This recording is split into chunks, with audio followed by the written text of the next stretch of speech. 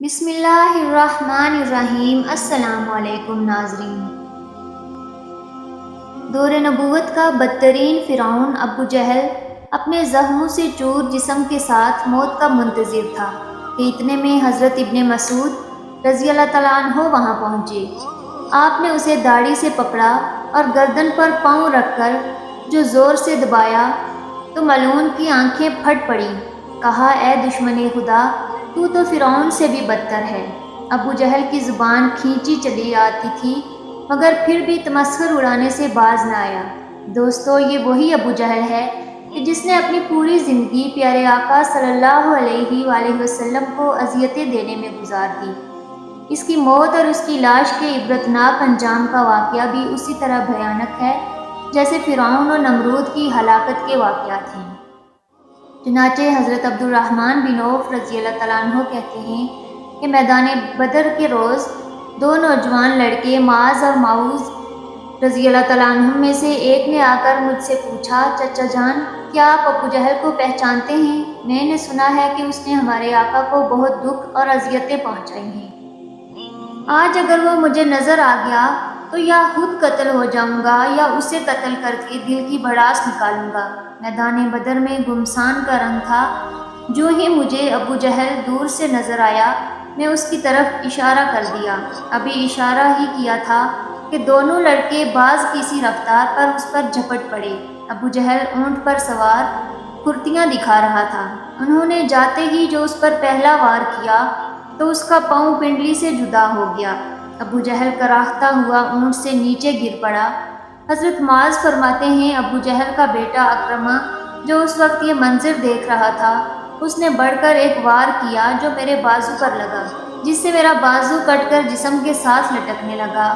میں اسی طرح لٹکتے ہوئے بازو سے لڑتا رہا، حتیٰ کہ جب اس نے مجھے تنگ کیا تو میں نے اسے اپنی ٹانگ میں دبا کر کھینچا اور جسم سے الگ کر دیا۔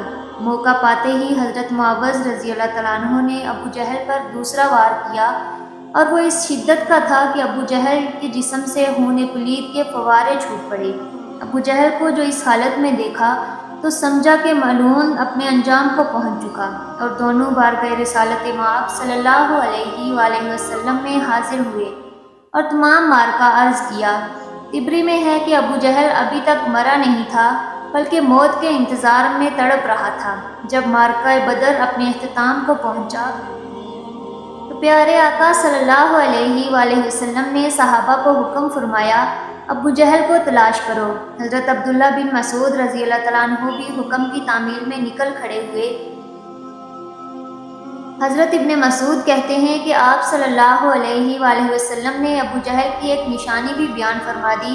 آپ وسلم نے فرمایا، اگر تم مقتولین میں سے دیکھو اور ابو جہل کو نہ پاؤ تو دیکھنا اس کے گھٹنے کی جگہ زخم کا نشان ہوگا۔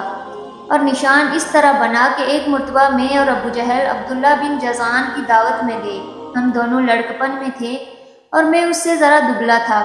وہاں کچھ معاملہ ہوا جس کی وجہ سے میں نے اسے دھکا دے دیا جس سے وہ زمین پر گرا اور اس کے گھٹنے پر خراش لگی۔ زخم تو ٹھیک ہو گیا مگر اس کا نشان باقی رہ گیا۔ ابن مسعود رضی اللہ تعالیٰ عنہ بیان کرتے ہیں، میں میدان میں جا کر کافروں کی لاشوں کو پلٹ پلٹ کر دیکھتا رہا کہ مجھے ایک جگہ خون میں لت پت ابو جہل نظر آ گیا، اس میں ابھی سانسیں باقی تھیں۔ پھر میں نے گھٹنے پر نشان دیکھا تو وہ بھی نظر آ گیا۔ جب مجھے کوئی ابہام باقی نہ رہا تو میں نے اس کی گردن پر پاؤں رکھا اور اس کی داڑھی کو پکڑ کر زور سے کھینچا تو اس کی آنکھیں پھٹ پڑیں۔ میں نے کہا، اے دشمن خدا، اللہ نے اب تجھے ذلیل کر دیا۔ کہنے لگا، اس میں ذلت کیا ہوئی؟ میں تو اس شخص کا بدلہ لینے آیا تھا جسے تم نے قتل کر دیا تھا۔ اچھا بتاؤ فتح کس کی ہوئی؟ میں نے کہا، اللہ اور اس کے رسول صلی اللہ علیہ وآلہ وسلم کی۔ پھر کہنے لگا، اے ابن مسعود، اے بیڑوں کے چرانے والے، تو بہت اونچی جگہ چڑھا ہے۔ دوسرا قول یہ ہے کہ حضرت عبداللہ بن مسعود نے کہا، اے ابو جہل، تیرا میں قاتل ہوں۔ کہنے لگا، نہیں، تجھ سے پہلے غلاموں نے اپنے آقا کو قتل کیا ہے۔ اور قول یہ بھی ہے کہ جب ابن مسعود رضی اللہ تعالیٰ عنہ اس کے سینے پر چڑھ بیٹھے تو آپ نے کہا، اے دشمن خدا، تو فرعون سے بھی بدتر ہے کیونکہ اس نے غرق ہوتے ہوئے کم از کم اپنے ناپسندیدہ کردار کا اعتراف کرتے ہوئے انصاف سے کام لیا تھا۔ تیرا بھی وہی حال ہے۔ پھر بھی تو اس حالت میں گمراہی اور ضلالت پر اصرار کرتا ہے۔ اس کے جواب میں وہ ملعون کہنے لگا، تم اپنے آقا سے کہہ دو، اے محمد صلی اللہ علیہ وآلہ وسلم، میں اس دنیا سے رخصت ہو رہا ہوں اور میرا تجھ سے بڑھ کر کوئی دشمن نہیں ہے۔ یہ سننا تھا کہ آپ نے اسی کی تلوار سے اسے سر تن سے جدا کر دیا۔ آپ نے اس کا سر اٹھایا اور تاجدار رسالت صلی اللہ علیہ وآلہ وسلم کے سامنے لا کر پٹک دیا اور کہا، یا رسول اللہ صلی اللہ علیہ وآلہ وسلم، یہ رہا ابو جہل کا سر۔ پیارے آقا صلی اللہ علیہ وآلہ وسلم نے فرمایا، کیا قسم ہے اس ذات کی جس کے سوا کوئی اور معبود نہیں، یہ اسی کا سر ہے؟ آپ کا یوں فرمانا اظہار تشکر سے تھا، وگرنہ آپ تو اس ملعون کو بخوبی جانتے تھے۔ ابن مسعود نے عرض کیا، واللہ یہ وہی ہے۔ اس پر آپ صلی اللہ علیہ وآلہ وسلم اٹھے اور سر کے پاس جا کھڑے ہوئے اور خوب غور سے دیکھ کر فرمایا، یہ شخص اس امت کا فرعون ہے۔ اللہ کا شکر ہے کہ ایک دشمن دین ہلاک ہوا۔ ایک دوسری روایت میں ہے کہ سجدہ شکر ادا فرمایا اور ایک اور روایت میں ہے کہ نماز شکرانہ ادا فرمائی۔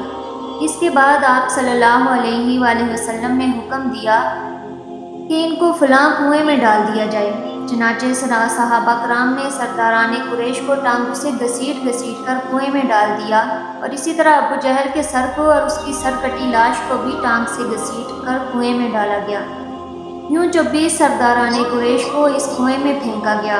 اس کے بعد آپ صلی اللہ علیہ وآلہ وسلم نے مزید 3 روز بدر میں قیام فرمایا، اور جب وہاں سے روانہ ہوئے تو اس کنویں پر گئے جہاں کفار مکہ کے لاشیں پھینکے گئے تھے۔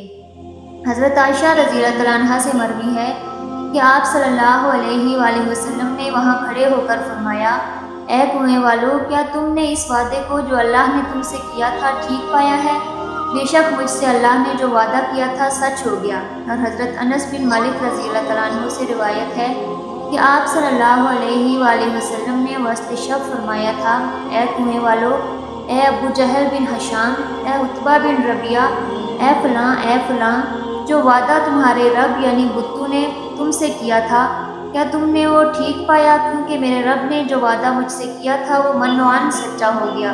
اس پر صحابہ نے یا حضرت عمر رضی اللہ تعالیٰ عنہ نے پوچھا، یا رسول اللہ صلی اللہ علیہ وآلہ وسلم، آپ بے روح جسموں کے ساتھ باتیں کرتے ہیں؟ تو آپ صلی اللہ علیہ وآلہ وسلم نے فرمایا، جو بات میں کہتا ہوں اسے تم ان سے کچھ زیادہ نہیں سنتے، البتہ ان میں جواب دینے کی استطاعت نہیں ہے۔